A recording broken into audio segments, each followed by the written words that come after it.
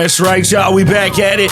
It's your boy B Sounds, the ADHD bandit, and I ain't taking my medicine. It's the Dinnerplate. We got Jamaican Lion. We got the albino assassin, Cool Mix J on the 3s and 4s, because we graduated those 1s and 2s. Hey, Shiloh.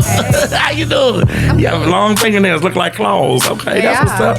Hey, look, man. We want to give a shout out to, on Monday night, make sure y'all catch us from 7 to 9, ourdigitalradio.com, and this interview will, this whole show will re-air Saturdays from 11 a.m. to 1 p.m. on Street Madness Radio in the ATL. All right? If y'all need anything, y'all want information on how you get advertising, _Dinnerplate on all social media platforms. Now listen, this next person we bring it to the mic, okay? I'm gonna tell you this, man. Not only is he like hip hop royalty right here in RVA, I'm gonna say the Western Hemisphere, because there's not too many people you can bring up here that is in certain conversations can be used as a metaphor. You know what I'm saying? Not some people got murals of themselves. You know what I'm saying? Matter of fact, let me stop talking. Let them introduce themselves. Y'all make some noise on Radio B, y'all. What's up, bro? Appreciate you. Thank you for having me. Hey, man, nah, man. Let's get into it. So, the day you found out you was getting it on that mural, okay, it was inspired by a poem, 16 and up, right? Yeah, when 16 and up. Yeah. So, explain that right there and how all that unfolded. All right, so,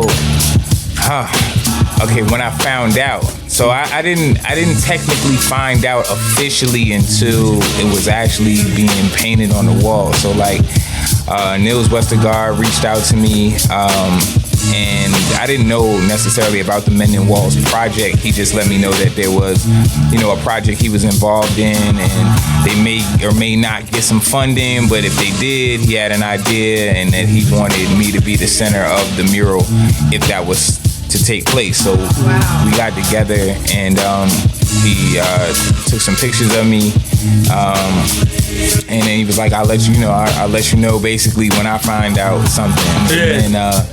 And I was in the crib a couple, maybe a month, maybe two, probably a month. And Hip Hop Henry, shout out to Hip Hop Henry. Hip Hop Henry, what up? He sent me a picture. I guess he was driving by and he seen my face going up, like the framing of my face going up on the wall. He sent me a picture of it. Perfect. If I would have drove by, I see something like, I almost wrecked my car. Like, they on me. No, he sent the picture to me, and then I dropped what I was doing and drove out to where it was, and and then that was that's dope, man.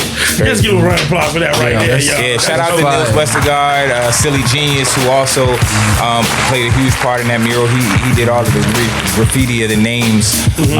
Obviously, if you know anything about the mural, then all of those names are slain, black people from of the police, so unjustified taking lives, you know what I mean? So what inspired you to take the poem? Because it was originally a poem, right? And you made it into a track. Yeah. So I did the poem for a slam, a poetry slam. I don't even do like poetry in that form, That's why all dope hip hop artists say I don't really do that. I don't do that. I did it to challenge myself as a writer. Okay. I have a lot of like spoken word friends, like friends that are in spoken word and do slams and stuff like that. And I've always admired the art. And I just wanted to challenge myself as a writer. So I wrote like 3 or 4 poems and entered the poetry slam. I actually won the slam, and that was one of the poems. And a couple years later, I would do it at shows and stuff like that. And a couple years later, I got the right track, and it fit over the track, and I just was like, I'm gonna make it a song, and I put that on Jesus Never Wore a Suit, the album I have called Jesus Never Wore a Suit. And Nils Westergaard was inspired by that record, as well as just other things that I've done either musically or just in the community, as far as like my stance on police injustice and those types of topics and things like that. That was what made him want to make me the centerpiece of that. Okay, that's dope right there. Question for you, RVA Rap Elite. Okay, now I know you in a situation where people come up to you all the time like, yo man, I think I'm nice, I think I can do this, I can do that. Yo man, I'm the next, we can make Richmond up on what do you give them constructive criticism, or do you let everybody come in, or how do you, if an artist is coming to you inspiring, like? Well, for me now, because I've created the platform, and you know, with Rapidly, every month we sign up 30 MCs to be a part of the open cypher. You know what I mean? And so I feel like, you know, if you really feel like you can rap, there's a platform for you to do this every month. Like, I don't have, like, you know, come rap. You know what I mean? Like, and a lot of people don't want to get into that space. You know what I mean? So they like to do it the easy bake way, like, you know, the way everybody else is doing it. You know what I mean? And why do you think that? Do you think they don't want to get their feelings hurt or something like that? Yeah. You know, it's challenging. It's difficult. Like, you know, it's not easy to write. You know, they get 2 minutes. You know what I mean? Even though you got a month in advance or however many weeks before since you signed up to prepare, but you have to write this 2 minutes. You have to memorize this 2 minutes. Yeah. You gotta, you know what I mean? And you know that you're being graded by some of the best MCs in the city. Myself, Nicholas F. You know what I'm saying? Like, and you're going up against or in whether you consider it a competition. So, 'cause some people get into it for their own progression, not necessarily to try to win. I mean, I want everyone to try to win, but only because the harder you push yourself, the further you'll grow in the process. You know what I'm saying? So, but a lot of people don't want that type of challenge. They want to figure out, how can I make a song, or how can I do, you know, something to gain attention or to get people to support what it is that I'm trying to do, as opposed to like, I really want to be the best at this and then go into that. Or continue while I'm doing that, continue to get better at the craft of what it is that I'm doing. Like, so like, or they don't want to stand up on stage and either be graded or be compared to another 29 other MCs. But you know, what we try to do is make sure that the MCs that thrive on our platform get opportunities and get looks that a lot of the other artists that are trying the other way may not get, or won't venture into this space, may not get. You know what I'm saying? So I try to make sure they get those looks. So shout out to Mila Mansa. She just became our first female MVP of this season, because last night was our season finale. She three-peated. She won 3 episodes this year. And it was crazy. This season has been about the women. Like, the women MCs really took over this season. This was the first season that we ever even had a female champion for one episode, which was Kula Von Seal. She won. And then shout out Kula, yo. Kula dope. But you had, you know, Kula Von Seal and Mila Mansa won 3 episodes, and you know, you had people like Simone J and Madam V that were like consistent, like they almost were in every episode this season, you know what I mean, and consistently progressed. Like, so it was definitely a year of the female MCs when it comes to RBA Rap Elite. So I'm proud of that. I'm super proud of that, because you know that they don't always have the most representation, you know what I mean? Absolutely. Oh yeah, that's definitely dope. Like you said, shout out Kula. I listened to her, and I got a couple of her tracks, especially that VA anthem she made. Yeah, that joint is dope. So I was going through your Instagram, and I seen one of your posts, and it says, "I can't wait to get back to the moon." Yeah. So I want you to talk about a little bit about that, because people probably be like, "What you talking about? Yeah, astronaut." Yeah. Did you see the suit though? Oh yeah. You got the NASA suit on, bro. I brought that suit out. So Flag on the Moon 6 is this Sunday. Flag on the Moon. It started 2014, something like that. It started out as like an event for my birthday, and it was myself, and I'm in a collective called AGM, Nicholas F, Michael Millions. You might have heard of those guys. They also have murals in the city. See, that's a metaphor. He's a metaphor.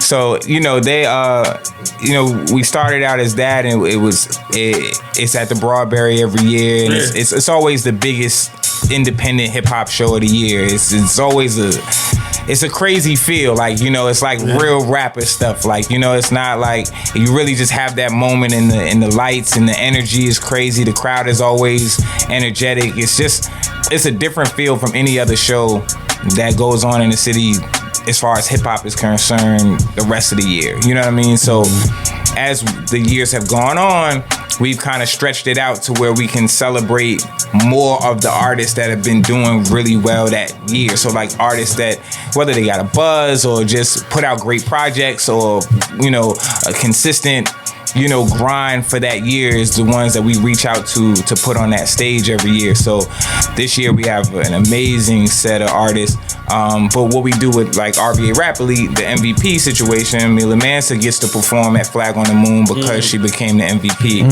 And then we also do one other contest every year where artists campaign, you know, to get votes to get an opening slot. So tonight I have to sit and count like 1,300 votes. You really gonna be on the moon? Yeah, I'm really, yeah. So I gotta sit down and do that so I can, you know, announce who won that contest. Yeah. But yeah, you know, we and this year we're doing it's also an MC battle as part of the show. We did a tournament. I run a battle league called Southpaw Battle Coalition. That's what I was gonna ask you. I had a question about it. Yeah, go ahead. Yeah, so we did a tournament of 16 MCs, and it's down to the last two, which is Jay Moore and Big Genia. They'll be battling for $2,000 cash, and to determine who are our first like world champion and River City champion. So I'm excited about that.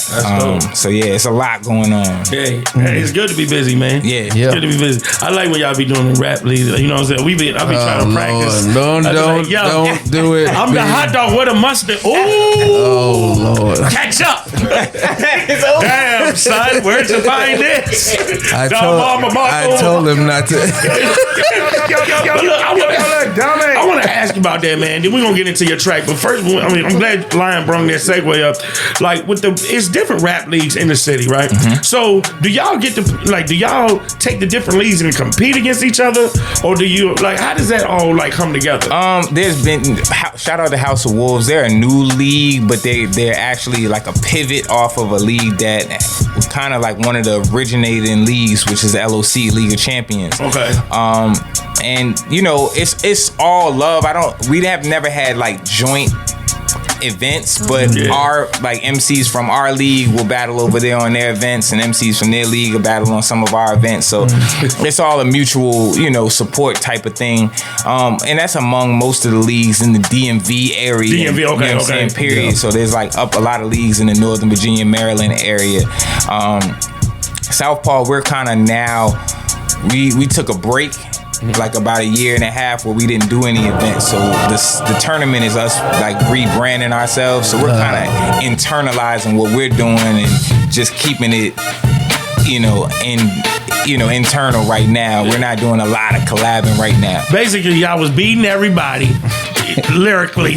It wasn't even that. I look at your story, It wasn't even that. What it is like we just were innovating, and I feel like we innovated. We took things up a level, and I think since we've been gone, a lot of the other leagues in the DMV have up their levels as well. You know what I'm saying? So for us, it's just we want to come back. So the tournament is something completely different and completely new because it's all judged battles. Yeah. And, you know what I'm saying? And so like we just want to come back and innovate again.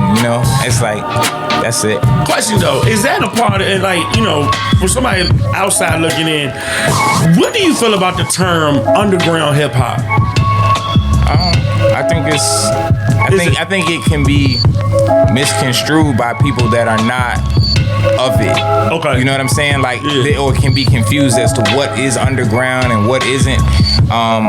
It's hard to determine what is and isn't. It's like almost like what's the difference between independent and underground? Oh, man. But underground, you could be signed and be an underground MC. It's really about the aesthetic and it's about the sound and the feel and how authentic it is as opposed to what you might get in the mainstream. You know what I'm saying? It's kind of like an antithesis of the mainstream hip hop, but it's more like to the core of what hip hop was about. But we don't want to confuse that and make it seem like nothing mainstream is core hip hop. That's not true either. Yeah. You know what I'm saying? Like Run DMC was core hip hop and it was extremely mainstream.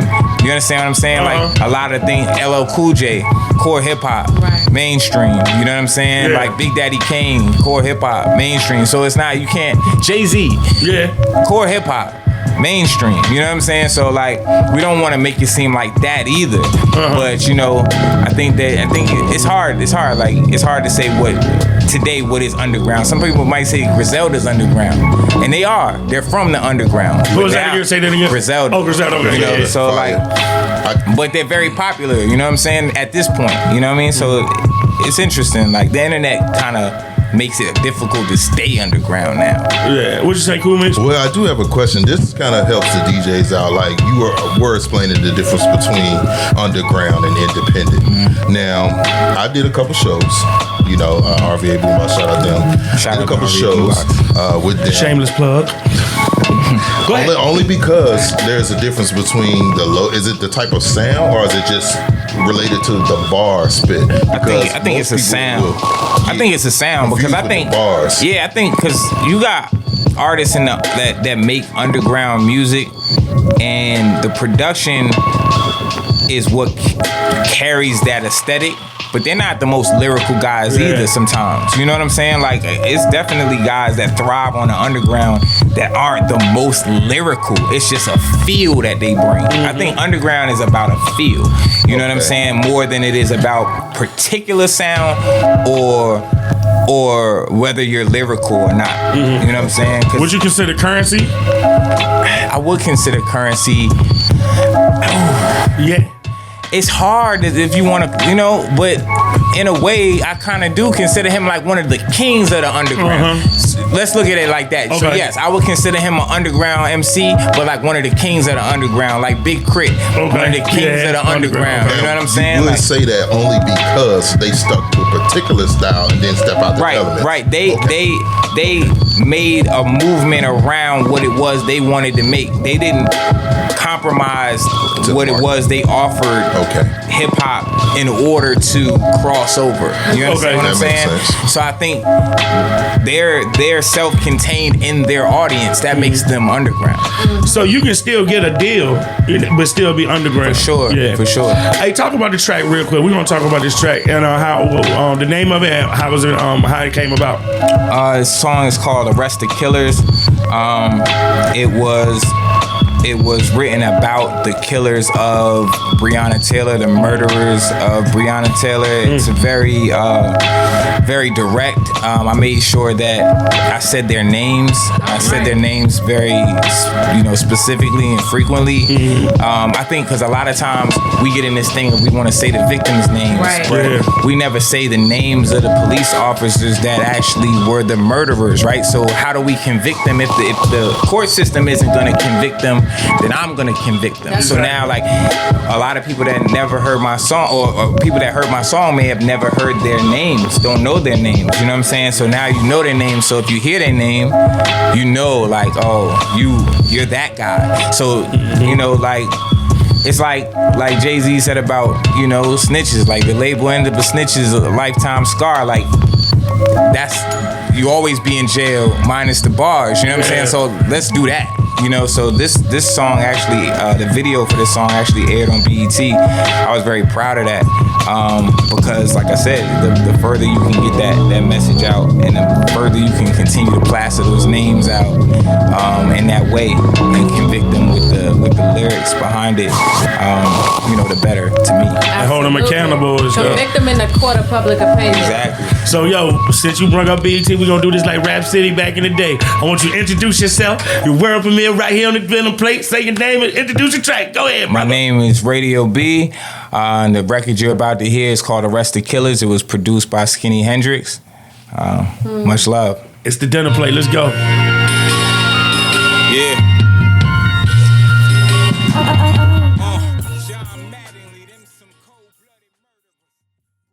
Peace out, Jamaican Lion and DJ Cool Mix J. Pull up to the Dinnerplate every Monday, 7 to 9 p.m. on 101.1 The Fam. Streaming live at ourdigitalradio.com.